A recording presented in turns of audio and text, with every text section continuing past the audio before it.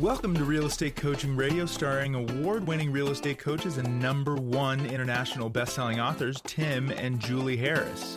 This is the #1 daily radio show for realtors looking for a no BS, authentic, real-time coaching experience.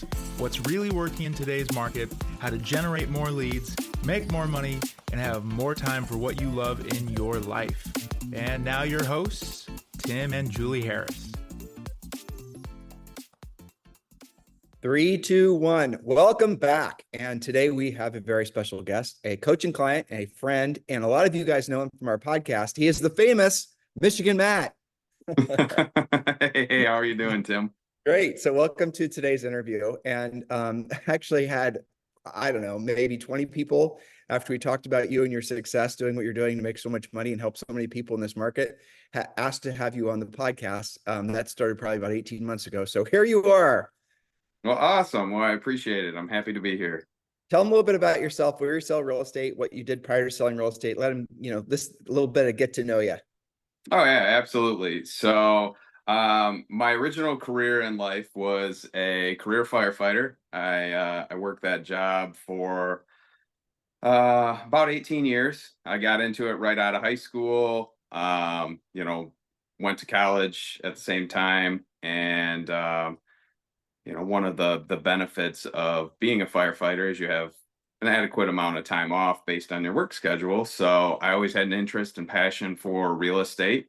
So I got licensed, and I'm actually licensed in both Michigan and Florida, and used to split time pretty regularly back and forth between the two.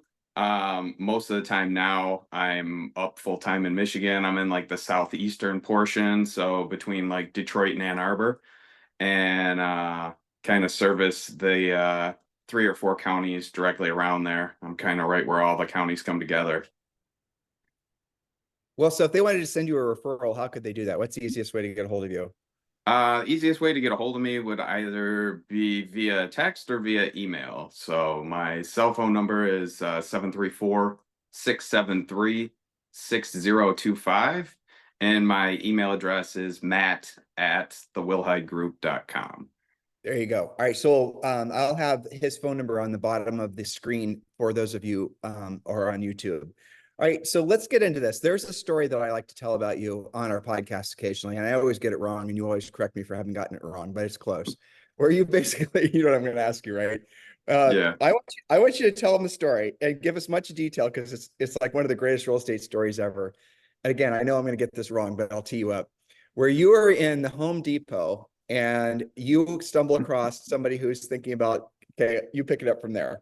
Yeah. So I was laughing because I was flirting around with different ways of being kind of fun and maybe a little outside the box. So I was at Home Depot, and I was grabbing some odds and ends from this one particular row, and right on the end cap they have all these signs. They had just got this huge shipment of for sale by owner, like real estate signs, had a little picture of a house on it and everything. So I thought it would be kind of funny. I ran outside to my truck and I grabbed a couple of like thick paper clips, and I just wrote kind of a cheeky little note: save yourself the trouble and call me instead, and clipped my business card on it, and didn't even think anything of it. So then probably a week later, I'm driving through one of the areas that I service, and I see a guy out by the street. It's one of the streets with a little ditch, and he's on his side of the ditch, and he's sticking a for sale by owner sign in the yard. So I'm thinking, all right, well, I'm going to spin around and I'm going to go, introduce myself, see what I can find out about the house, and, close for the appointment. And ironically enough, when I pulled up in the driveway and we started talking, I had introduced myself, and I went to give him one of my business cards, and he reached in his pocket and he pulled out my business card, and he complimented me. He says, "This is one of the funniest things that I ever saw." He goes, "I didn't even notice it until I got home, and I'm going to bust out my Sharpie marker and write my phone number on there." And I'm like, he goes, "I read it." And I said, "Look at this guy." And then he goes, "And here you are." So, long story short, I ended up getting that listing and ultimately selling it for him. But yeah, that was just one of those, kind of impromptu different ways of trying to get myself out there, and it makes for a fun story too. All right, so there's even a better story, listeners. And the reason I'm telling you these stories and he's telling you the stories rather, is I want you to be thinking about the hustle that this guy has got, and the fact that what he's doing is not expensive, doesn't entail referral fees, doesn't require some sort of MBA in real estate marketing or branding or any of the rest of it, or a bunch of YouTube videos. What he's doing is he's basically being himself out there, in the wilds of, Michigan, and he is doing, what he's supposed to be doing, which is helping people buy or sell real estate. It's not any more complicated than that.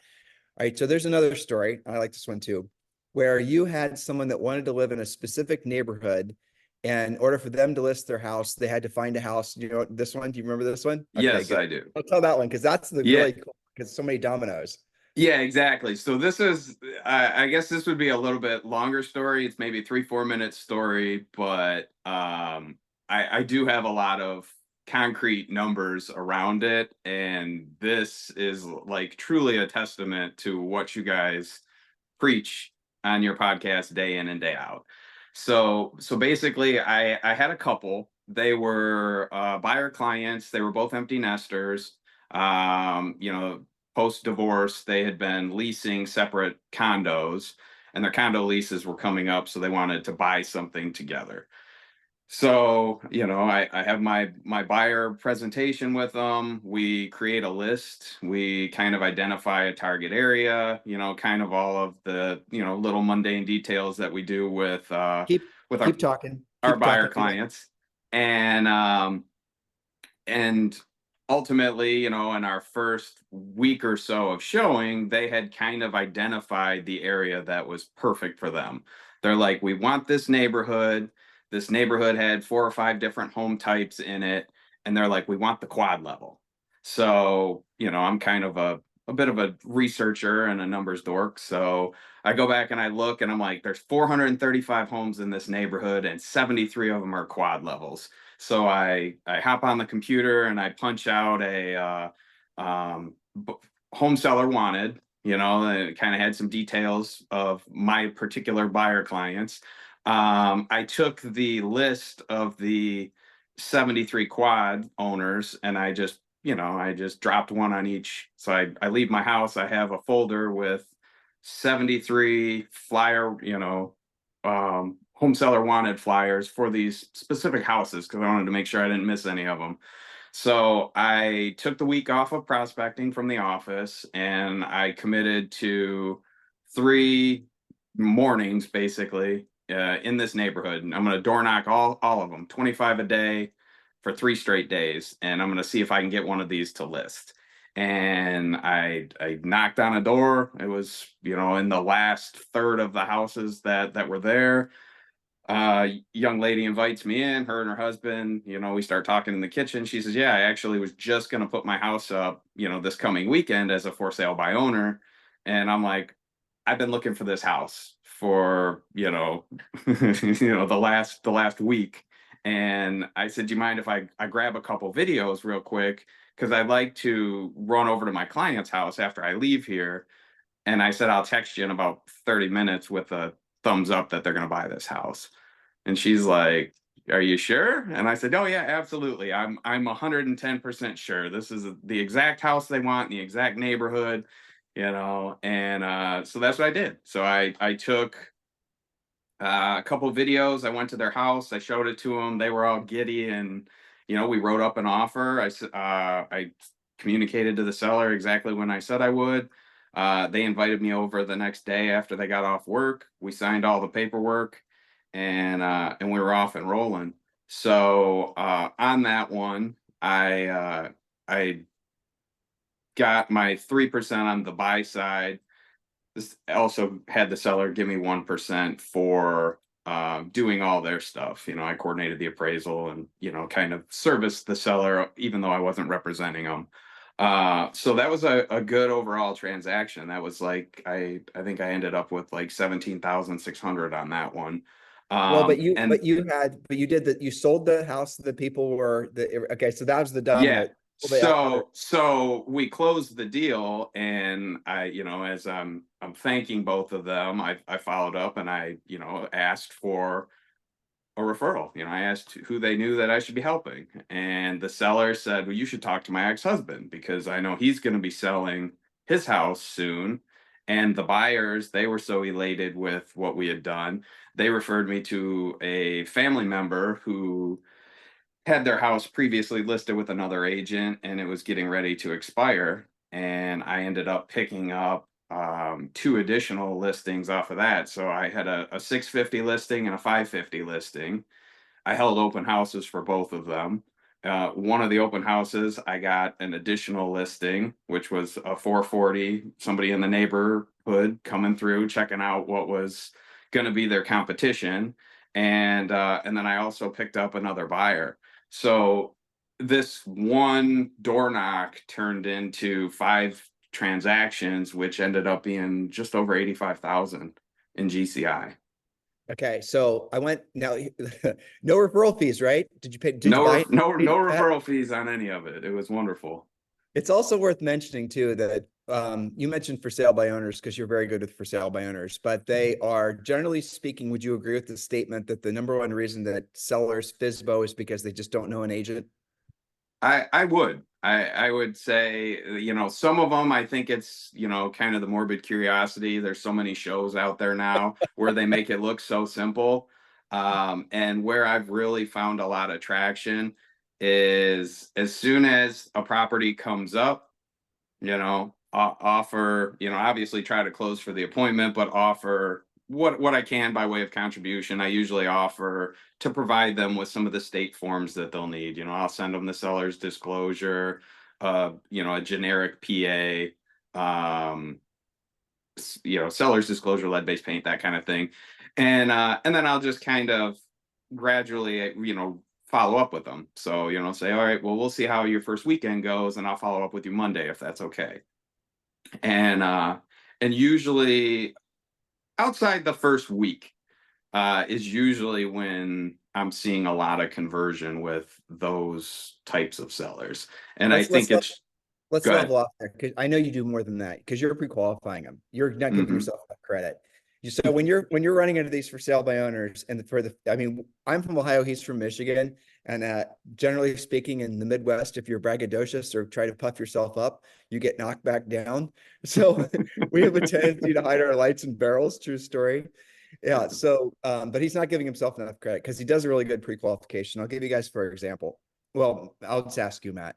So when you're meeting with these for sale by owners, how long does it take for you to ask what's going to happen once their home sells? In other words, you're trying to find out their motivation. How is that a lingering thing, or do you find that out right? Usually it's first call. I won't push super hard for it if they're very standoffish right on the very first call, but I try to extract as much information from them as I can and stick to the pre-qualifying script just like I would with any other seller. Right. Even though they're posturing to want to sell it themselves. And usually where the conversion happens is either they make it through their first weekend and realize that trying to sell their own house sucks, or they reveal through our progressive dialogue, what their real motivation is, and then we cue in on the motivation, and that gets them to convert. So let's talk about that because that could be very useful to a lot of listeners. So when you're saying you're drilling down on what their real motivation is, give me the different scenarios, and you can use some real life examples if you'd like. Mm-hmm. So one of the sellers that I had worked with, they had their house listed. It was an expired back in like the COVID time, and it was such a unpleasant experience that they kind of had a little bit of a sore spot with regards to real estate agents. So they figured, the market's up. I had a bad experience last time. All agents must be the same. I want to try to sell it myself. And they had it in their mind, no matter how I tried to get them to pivot in their conversation, they're like, I want to be on the market for 10 days. I'm going to do it. I'm going to sell it myself in 10 days. I'm going to save the money. And we started asking, more questions about it. And it wasn't really even the money. It was just the, I want to give the proverbial middle finger to, the real estate agents because I had one bad experience. So, when I was going through the pre-qualifying, I asked him, I said, okay, Mr. Seller, in 10 days after you've, had the opportunity to sell the house, are you ready to move to, in his case, it was moving to Alabama. And he's like, yes, he's like, I'm, my house is paid for, so it's not a financial drain, but it's more of an ego thing for me, and I want to sell it. And that's He one actually of used the word- it's the Matt, only, yeah, I was gonna say it's the only time I've ever had a person that was real enough to identify that it's like, I want to sell this because of my ego. I love that And guy. yeah, he was awesome. He was an Yeah. absolute blast to work with. So, he ran it his 10 days. He had some interest. He had somebody who thought was going to write an offer, and they're kind of like kicking the can down the road for several days. And day 10 came, I called him, and he's like, I didn't sell it. I told you, what my plans were. He's like, come get the paperwork. So, And he Mr. had the Seller, paperwork from my PLP already filled out. And I literally went over there and picked up the paperwork. so listeners or viewers, when you guys are hearing him use things like pre-qualification script, PLP, these different techniques he's talking about, those are all part of Premier Coaching, by the way, which you guys can join Premier Coaching for free, or just go to premiercoaching.com. So one of the, okay, couple thoughts. Again, I'm trying to keep this practical and tactical so people can listen and watch this and like immediately go out and use it and make money, Yeah, you are calling them initially, and when you're calling, your goal is to essentially get an appointment to see the house, correct? correct. And then when And you're there, and then if the call goes well, then you're pre-qualifying them a little bit. But if not, you're going to do it when you're there, correct? yes. So I actually serve a market where there's a couple like mega teams. So, 250 plus $1 million producing teams like right in my backyard. So they have full outfits of buyers agents and ISAs that are calling these people. So what I find is if I don't get to them early on the first day, they're not very receptive to, agent number 12 calling them. So I usually, if that ends up being the case, I keep it a little lighter. Like I said, I come from contribution. I try to give them something that could benefit them, and then set an appointment or the expectation for the next call.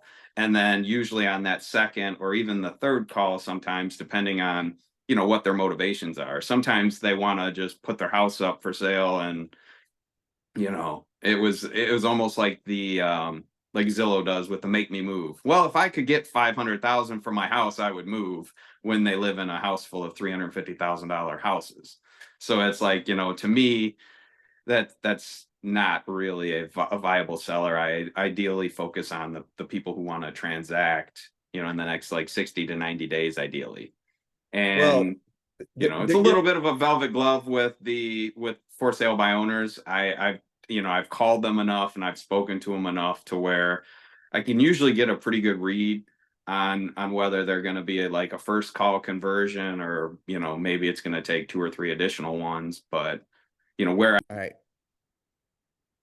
So you packed a lot in there, and I really appreciate it. One of the things that I think, let's start out, we already said this, but most for sale by owners are for sale by owner because they simply don't know an agent. That's number one. And number two, when you're calling a for sale by owner, depending on how the call is going, you definitely want, well, really either way, you want to get over there and see the house as fast as possible.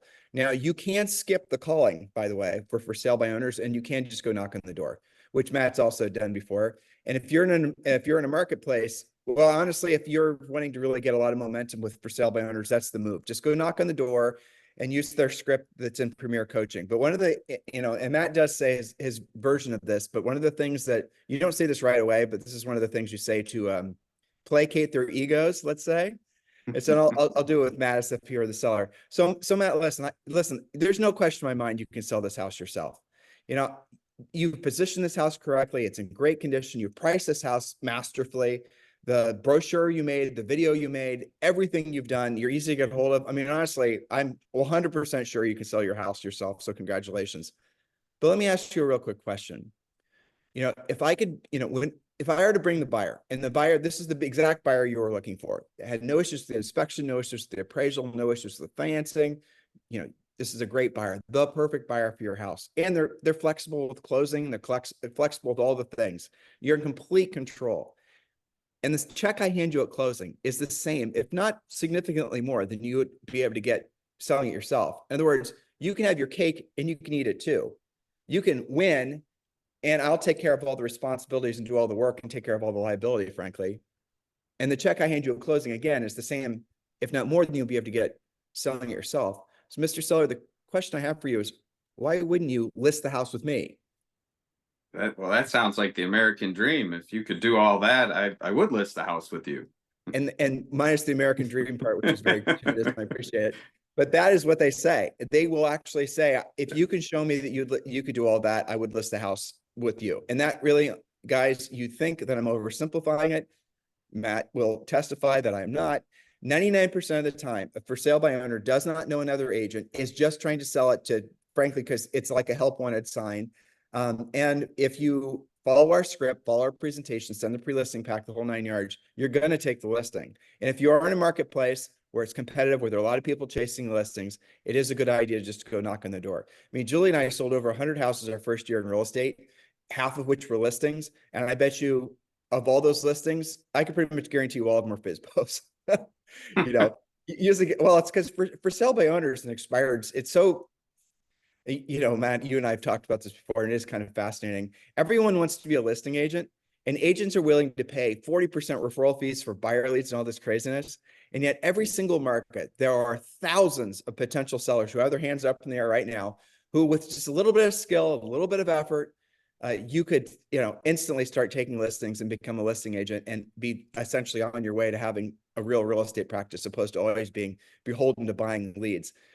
When you run across, and that's how you build your business. You build your business based on listings. You work with buyers, certainly, but being a listings-based business and being a listings-based, real estate professional, how did you come to that realization that that's the, in other words, to be a listing agent, that's where you get leverage?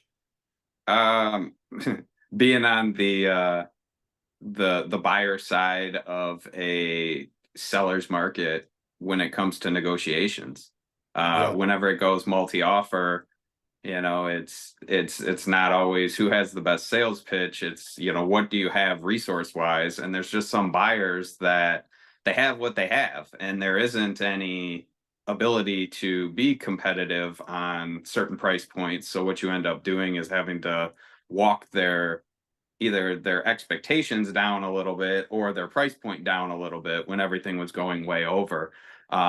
So it also kind of, when I transitioned out of my role, my full-time career as a firefighter, into just real estate as my primary means of income, I didn't want to have the ebbs and flows.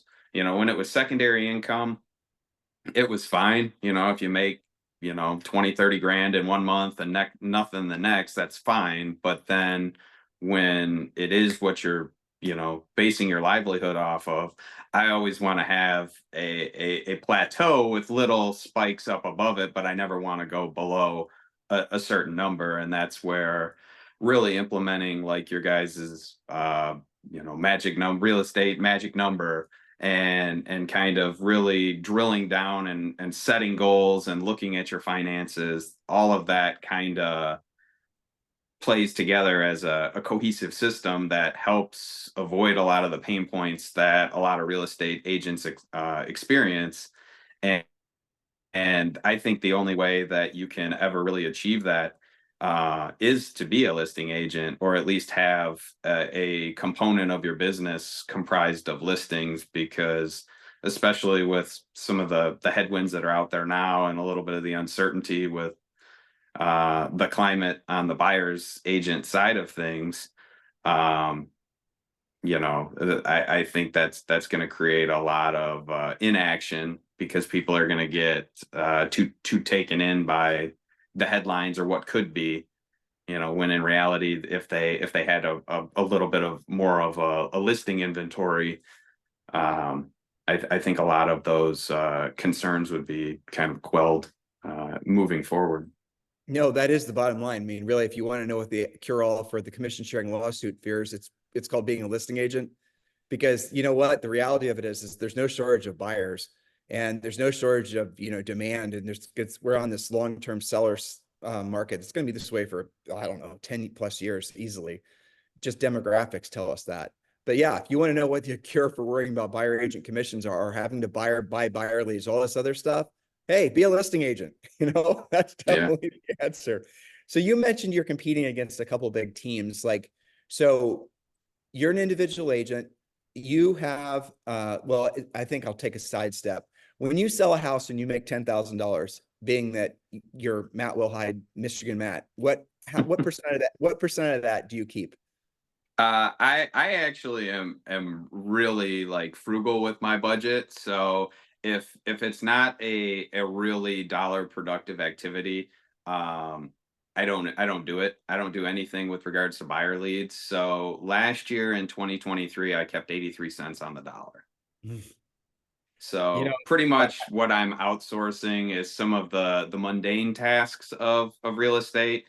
I have somebody that puts in and removes my signs. I have a photographer, depending on the property, like somebody that'll do drone or video walkthroughs, kind of a case by case basis.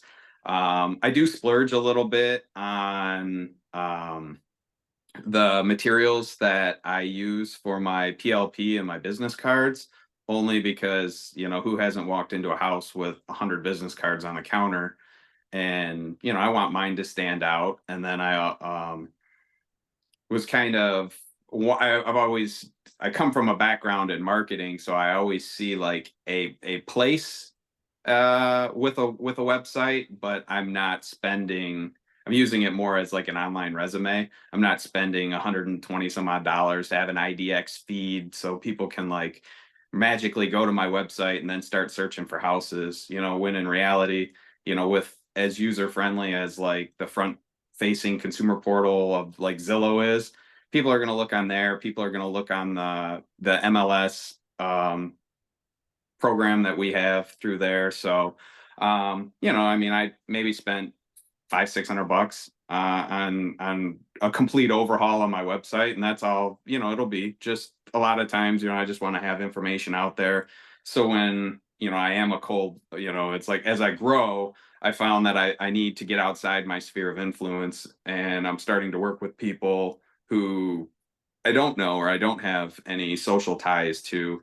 So just having one more resource where they could go and learn a little more about me or some of the things that I've done in the past, I found that it builds a little bit more rapport and a little bit better layer of trust when you actually go to the listing appointment and you're starting to get through it. Maybe my first couple of appointments, maybe I had 5 or 6 pages that they would pull out and they would want to talk about. And now, when I go, doing a better job, because I'm always getting better at pre-qualifying, and then, just following the system, I find that, what you say on the podcast is pretty true. 20 to 30 minutes tops is about all we're spending with the would-be seller.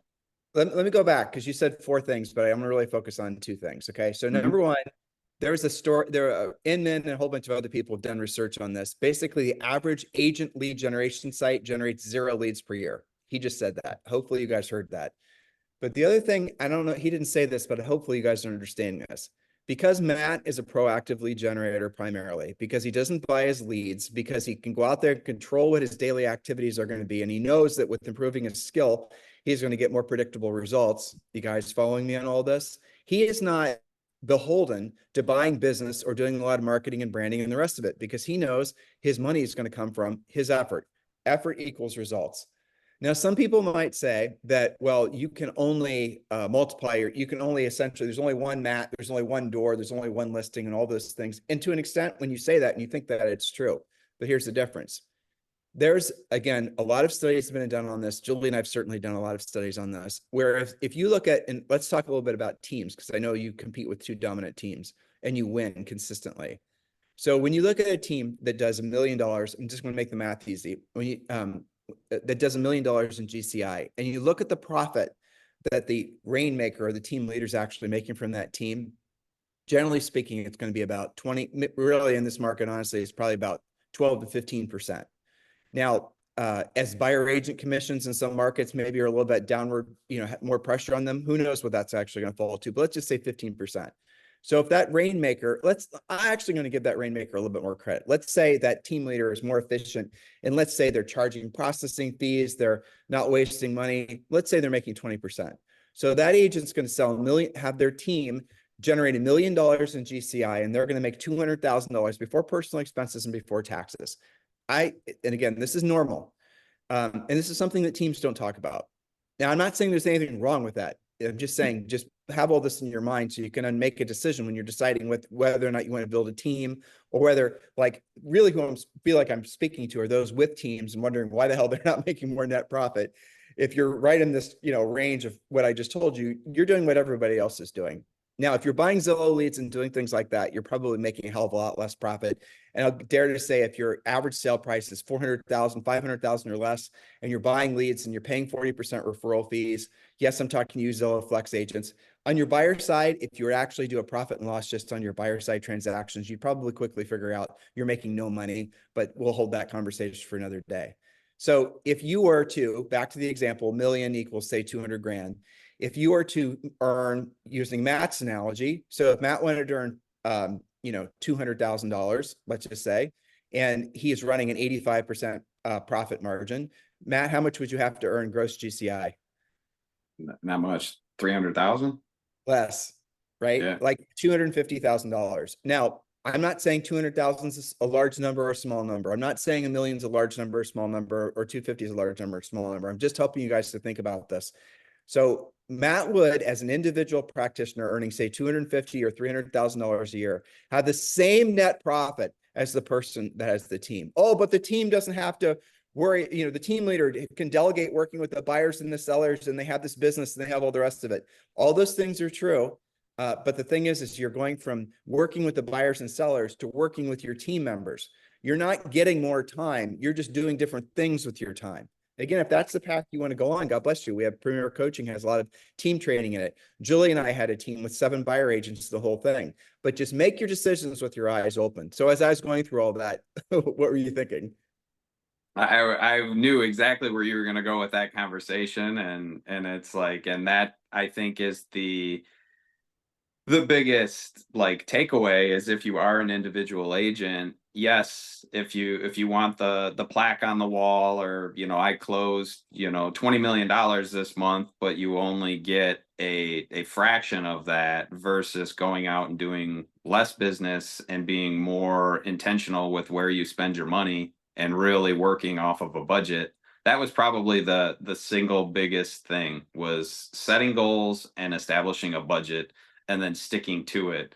And that added at least 10% to my bottom line. Initially, I was probably in the low 70s. Now I'm in the low to mid 80s with, cents on the dollar that I keep off of my commissions. And that's just from looking at the numbers, and that's, similar to, if I look to see where I need to be at a particular time, I evaluate in the middle of the month and the end of the month, and I see how I'm doing. If I'm not trending where I'm going to hit, it looks like I'm going to hit my monthly goal, I add a weekend day. So it's kind of a pain point, with me, because I got to give up some of my time because I didn't get enough accomplished during the week that I should have.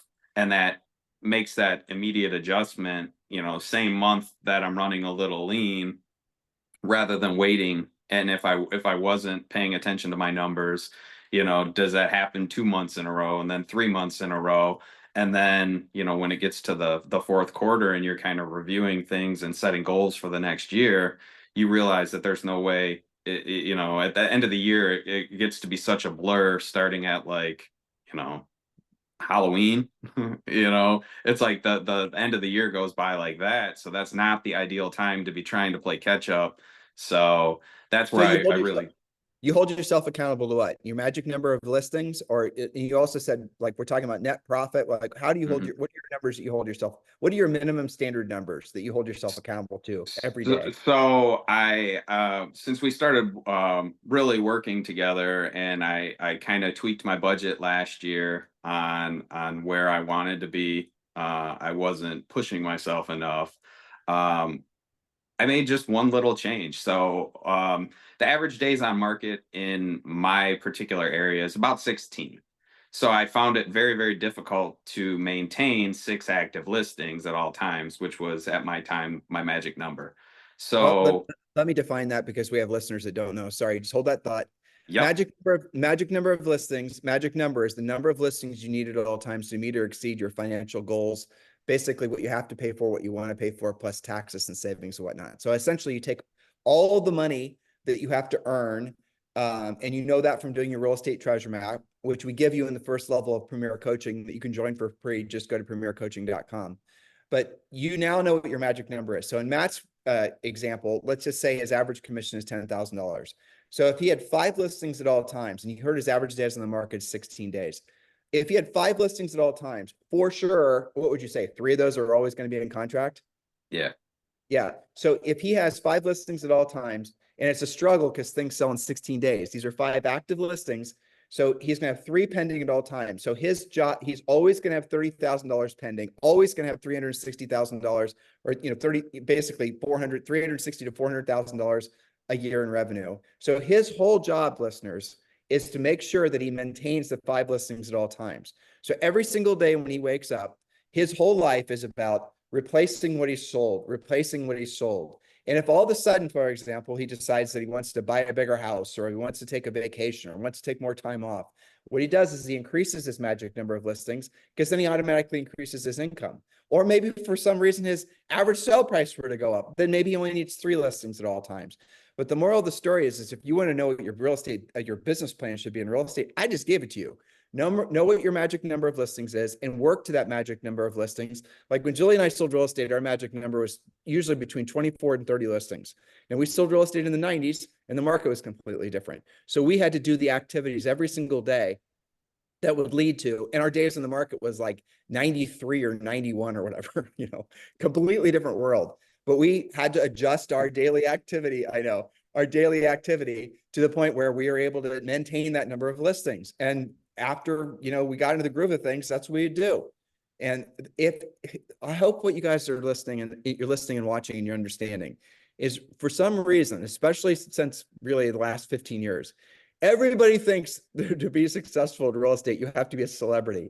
Everyone thinks you have to be a YouTube star. Everyone thinks it has to be some big, stinking, complicated, multi-funnel, 14-headed dihedra or something, right? And it doesn't. It comes down to the number of listings you need at all times, because the market's going to sell those listings for you. By the way, we're not even talking about buyers, right? mm-hmm.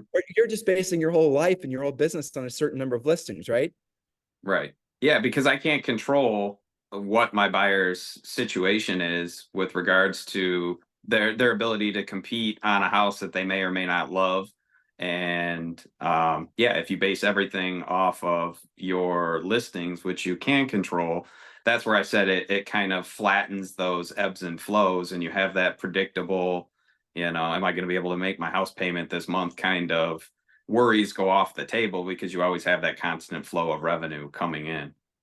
And that comes from having a consistent number of listings, which comes from doing a consistent amount of doing what you don't want to do when you don't want to do at the highest level, which does take some skill, but really not as much skill as people maybe think it does, And, the other thing that's fascinating is that a lot of people proactive lead generation versus passive lead generation. Matt's a proactive lead generator. He's going to go out and get it. Passive lead generators are the marketing, the branding, and the buying of the business types. They're waiting around for the phone to ring, waiting around for the email to come in, waiting around for someone to self-identify in your CRM that they're ready to transact. Matt goes out and gets the business. And I challenge all of you, those of you with big CRMs especially, get on the phone. Don't do anything digitally. Get on the phone and call all those folks and use our pre-qualifying scripts. And you'll be shocked by the number of those people that are in your database as buyers who are actually sellers, who actually have properties to sell, especially in this market. That's what's really surprising. By the way, there's a 19% year-over-year increase in available inventory in the United States. So we're definitely swinging back. We're definitely going to start seeing a huge increase, I'm guessing, in the second half of this year. Let me ask you this. I don't know if you can do this easily. If you can't, don't worry about it. So a lot of agents insist when we're telling them the truth, like what we are now when we're truthing people, Matt. They try to insist that there's no FSBOs, there's no expireds. Like, do you know off the top of your head, or can you, without screwing up your camera, look to see how many expireds there were in your MLS in just like the last 12 months? In my expireds, Yeah. if I go, like, I limited myself a little bit, like I excluded the city of Detroit because Detroit is huge. So I Yeah. predominantly work in the suburbs. If I just did the 3 counties right around where I live and where my office is, there were thousands. And Thousand. and I follow it daily because I actively go after the expireds, and we average between 100 and 300 a day Oh, in just the 3 counties, so within like 40-minute drive. So I'm not taking a pilgrimage across the state to chase listings. They're everywhere, and most of the ones that I've seen, it's funny because it is the same. If you see these same objections or these same issues, it's the aspirational pricing. The market's great. My house is, I want to list it for 500 because it's worth 350. Somebody took the listing, kind of walked that 500 price point down to like 400, and they're just waiting for the next person to come in with a fresh look on things and say, hey, your house, since it's been on the market for a year, has actually come up a little bit. So I can probably get you, 385, and stop it there. sells in a week. Stop there. That's just a really funny point he just made. I don't know if you guys picked that up. That is so true. So if someone's listing expired, like some of the best expireds are the ones that go after the older expireds. Well, okay. First of all, he is in a market, dear listener, where the average days in the market is 16. And he said there's 200 or 300 expireds per day. And so why are those expires expiring? Price, condition, location. Or, and this is often the case, when the seller put the house for sale, they just weren't as motivated. So for example, and Matt works a lot with builders. Let's say somebody, 4 months ago decides to put themselves in contract on new construction, and they figure, oh, I'm not going to be that. I'll be a little, maybe I'll let this showing. Maybe I won't let this showing. I'm gonna clean up for this showing. I'm not gonna, whatever. Man, I'm gonna overprice it. I got time. Now they're facing down the barrel of 2 months, maybe 30 days to the close of their new construction home. The listing expired. That's a motivated seller. So nothing wrong with the house necessarily. Condition, price, location. The seller was just kind of wonky to work with. Now they're the most motivated seller ever, if you call that expired. The thing that's shocking to a lot of folks is agents, especially inexperienced listing agents, are the fact that some of the best listings on the market are expired. And this is crazy to say, but it's true. A lot of the reasons they didn't sell is not the price. Matt just said it. Because of the inflation, call it what it is, that's in the economy, in the housing market. If something expired 6 months ago or even 30 days ago because it was overpriced, guess what, listeners or viewers? It's not overpriced now, because the real estate, like 50%, let's see, Julie has all these numbers memorized, but something like, well, you might even know, what percent of your owners in your marketplace have had their homes increased by at least 50% in the last 3 years, right? I mean, is there all homes have increased by at least 50% in the last 3 years in Michigan? No?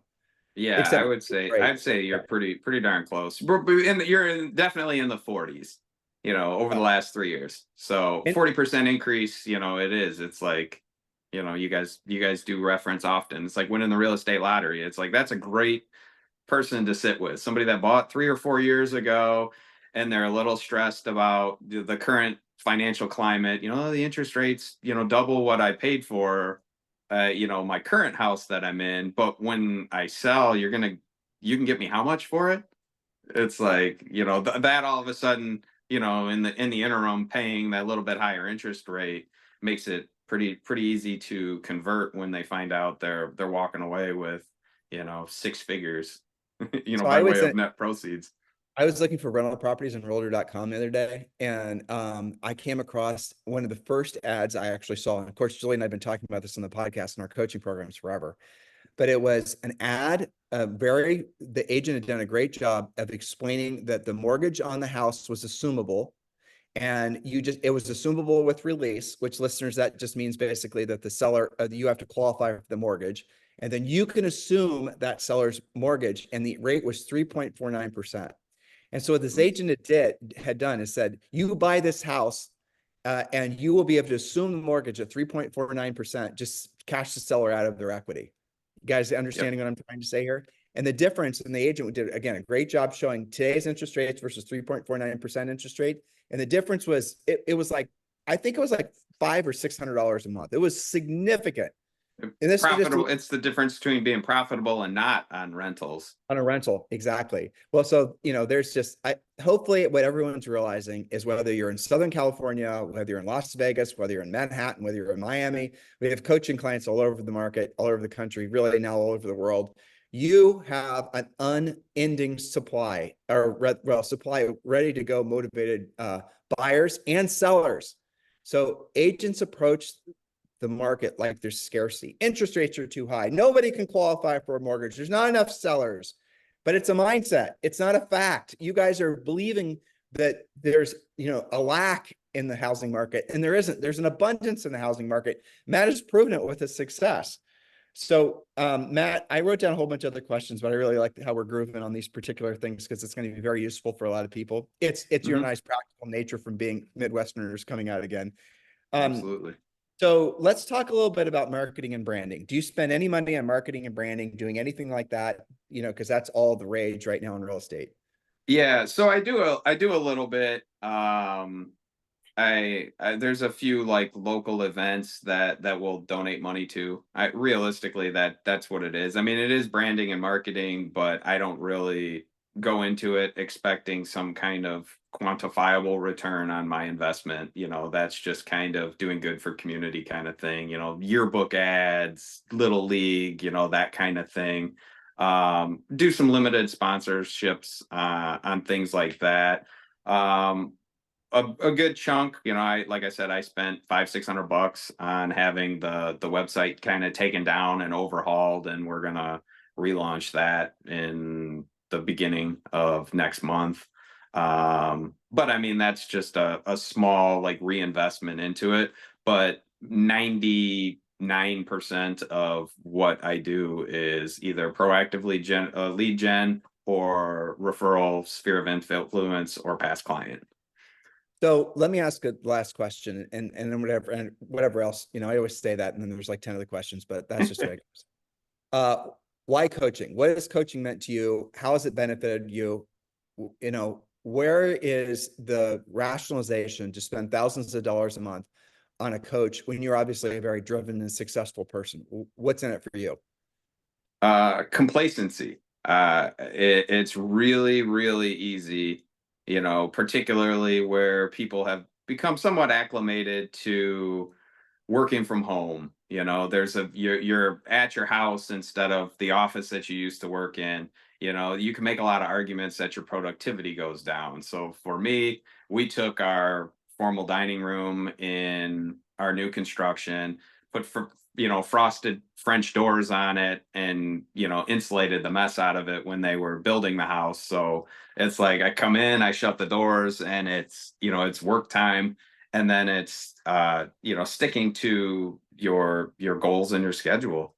Yeah, that kind of push things along, and that's kind of where I was flirting with. And then when I got into coaching, a lot of it was, you have the tools, you have the resources to be incredibly successful, and you're just not pushing yourself hard enough, or you're passing some of the waypoints where you should, double down on your efforts to procure more listings, incorporate another revenue stream. Like if you don't go after for sale by owner, or you don't go after expired, and then all of a sudden you do, and you learn the new skill, you refine it over a couple of months, you get better at it, then it's less calls, per achievement, and you start to see, more money come in, then you can do more and you can free up more time.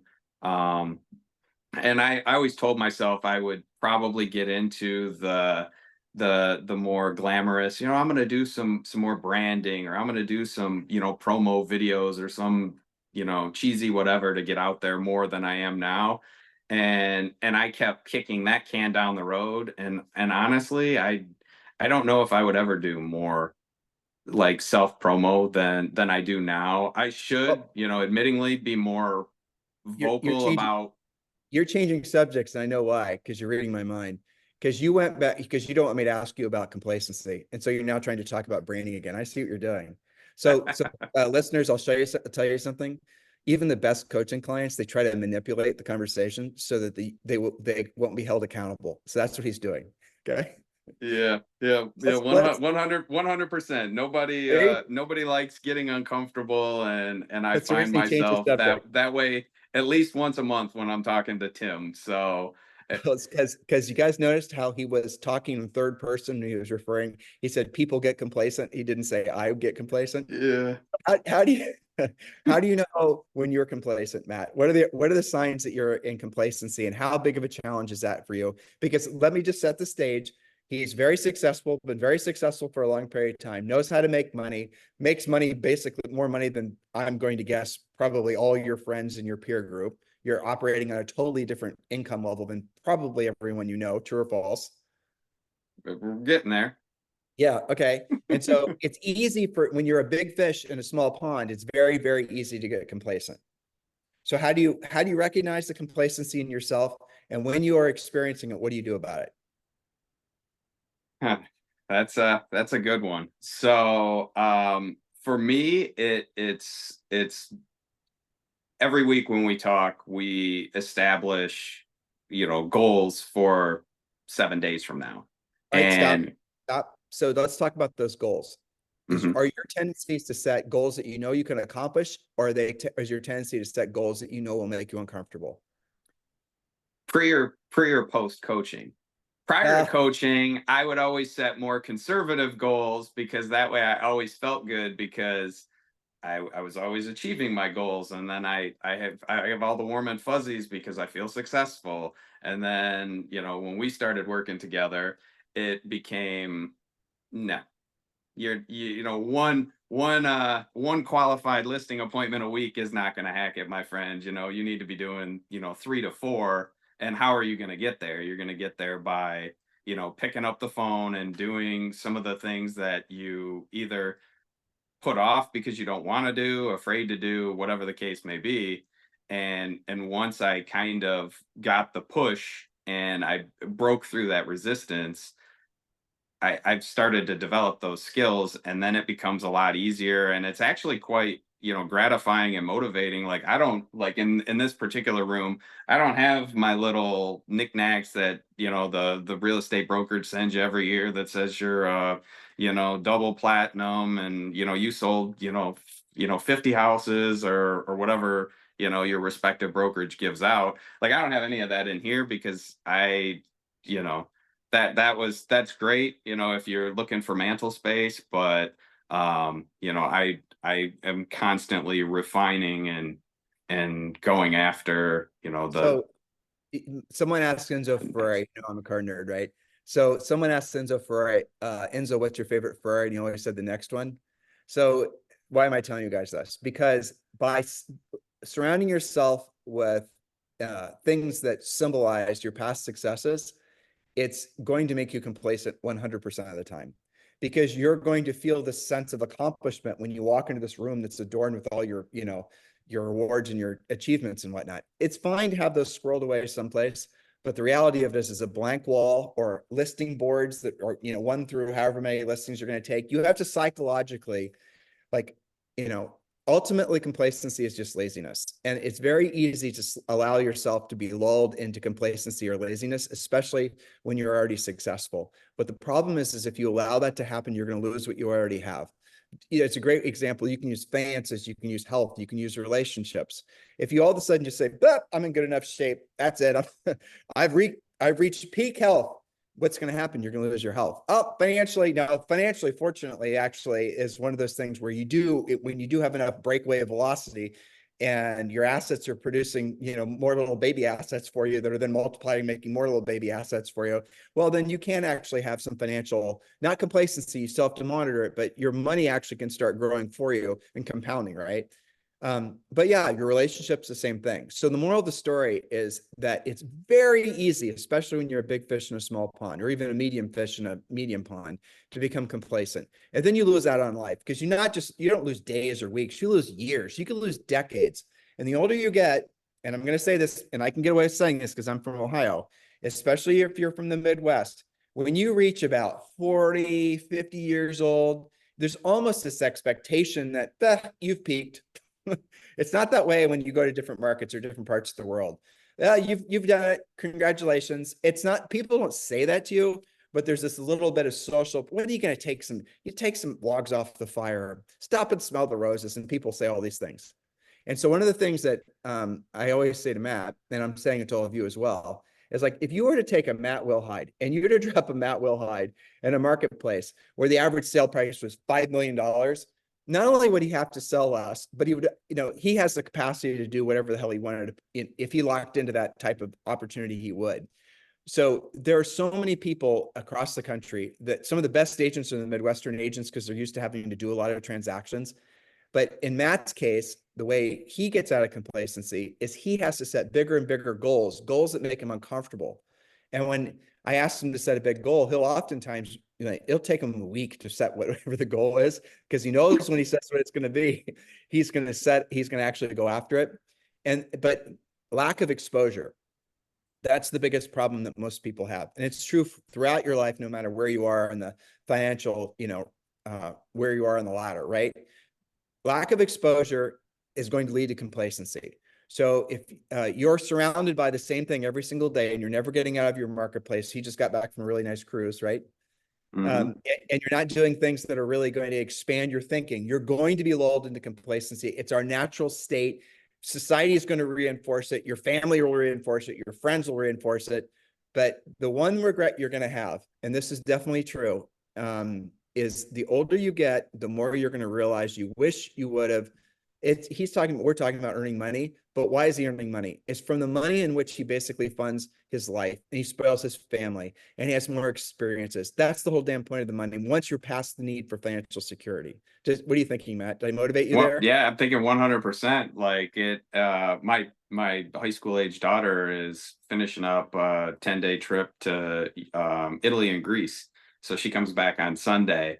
And, and that's one of the questions I asked her. I said, so what do you think, being outside the country like this and seeing how the other people live? And she's like, it's crazy. She's like, I want to do it again, sent me the picture. She's in Florence. She touched the pig's nose. And if you touch the pig's nose, this little statue in the town square, you'll always come back to Florence, is what they say. They got a little scribe underneath it or whatever. So just seeing that in her and helping kind of instill that in her is, you don't know what you don't know. And if you never get outside your little, geographic area, whether it be, a city, a state, a part of the country, you never experience anything outside that bubble, you don't know what you are, missing out on and or are capable of. It's the Social Security, like you guys can go to the website, Social Security Administration's website, and research this yourself, or just Google it. But most people are born and die within the same 25-mile radius, right? Here's the hospital you were born in. Probably you're going to be buried someplace along this 25-mile radius. It's because people never get outside, even in this world where, everyone thinks, so everything's interconnected and the world feels so much more, smaller, because people still stay with that same little bubble. It's not because of financial reasons. Everyone was going to say, well, travel's expensive. That's true. But if you really wanted to go to Florence and touch the pig's nose, you could do it, right? It's not that expensive.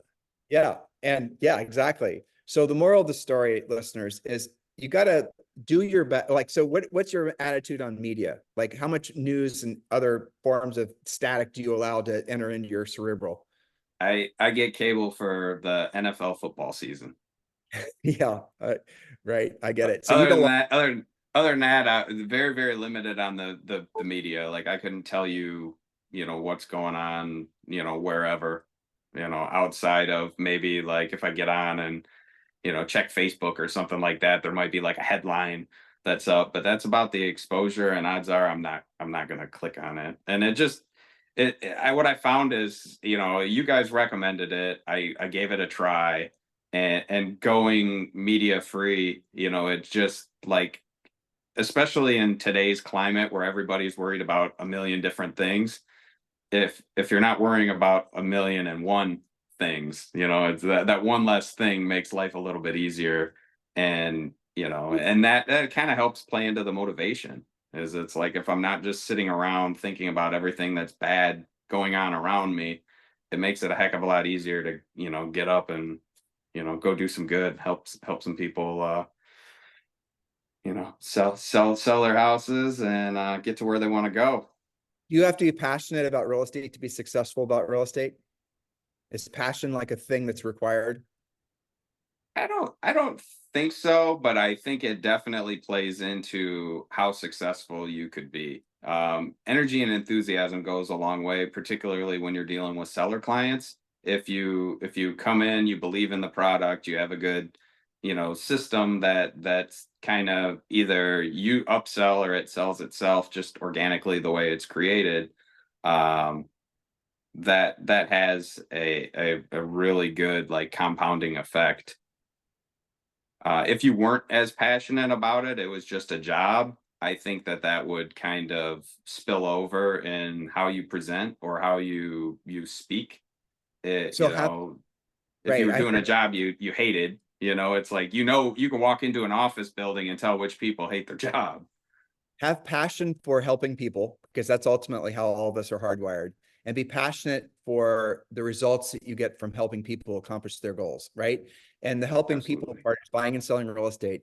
But if you don't have to be passionate about buying and selling real estate, but you should be in tune with the fact that your highest and truest purpose on this planet is to be of service to other people. And then be passionate for the things that you're able to. Did you see a bunch of balloons all of a sudden over I, your face? Is that I you? I did. I think somebody sent me a text and it said something about a birthday, and I think that's why the Oh, balloons went up. that was awesome. Yeah, but be passionate for the being able to go to Florence and touching the pig's nose. Be passionate for the time you can spend off with your family. Be passionate for the fact that he just paid for his family to go on a great cruise. Or it was just you and your wife, wasn't it? Now that I Yeah, remember. yeah, Yeah. yeah. So, We had a lot so of time at home. be passionate for what comes as a result of you having helped other people accomplish their goals. And I actually have to get to another interview. So Matt, you're an incredible agent. You're drilled down, you're prototypical of a agent who always has that people don't like. You know, you're the type of agent that you're not braggadocious. You're not trying to get a lot of attention. You're not trying to be a YouTuber, an Instagram star. You're just keeping your head down. You're taking care of yourself. You're taking care of your family. You're taking care of your clients, and you're growing rich slowly. And I really respect that, because at the end of the day, everyone should dial into the way he thinks, the way Matt thinks, because it's going to, your probability of winning at the highest levels following that approach is so much more likely than looking for easy buttons or shortcuts or all these other things that suck away all your profit. So hopefully if that resonates with everyone. So Matt, if someone wants to send you a referral or get a hold of you, how can they do so? Like I said, at the top of the show, either text or email. My text is 734-673-6025, or Matt, MATT, at thewilhidegroup.com. And I'll send that to Tim so he can drop it in the notes. I got it, dude. Come on now. I All know. right. So Matt, thank you very much for being our guest for today's interview. I certainly appreciate it. And I salute you. And yeah, I'm gonna leave this one thing because I have to get another Zoom. But if you are trying to think about what to do with this information from today, obviously join Premier Coaching at premiercoaching.com. You can join for free for 30 days. But I want you all to ask yourself this one question. It's 12 months from now, and we're all sitting together. You know, it's Matt, me, you, and we're sitting together someplace. Let's call it a beach in Puerto Rico. And you're asking yourself, what are the 3 things you accomplished in the last 12 months that you're most proud of? You have to clearly define what those things are. And maybe it's saving $100,000. Maybe it's having gone on a romantic cruise for, you know, with your wife. Maybe it's having sent your daughter to Italy and paid for cash for it. Maybe it's having whatever. But define what those things are, but be very, very careful of not falling into complacency, of setting the bar too low for you. So for example, if you're wanting to say, well, you know, I want to, you know, go on the same cruise we go to every year. you got to go on a Ritz-Carlton cruise or do something that's going to be far more, that's going to force you to go to the next level. Because by going to the next level in your head, allowing yourself to have a bigger, fuller life and better, fuller experiences, that's going to open the door for you to start being a service to more people. In order for you to be a service to more people, you're going to have to improve your skills. So all of a sudden, you close the loop. I want to have this bigger, fuller, rich life. I want to be of service to other people. Now I have to be a proactive lead generator and improve my skills. That's the wash, rinse, repeat. That's the cycle. If you stay on it, your potential is unlimited real estate and life in general. So Matt, thank you for personifying that. And thank you for being our guest this week. I certainly appreciate it. Absolutely. I appreciate it. Thanks, Tim. Thank you. Yep. Take care. You too. Bye. This podcast is a part of the C-Suite Radio Network. For more top business podcasts, visit c-suiteradio.com.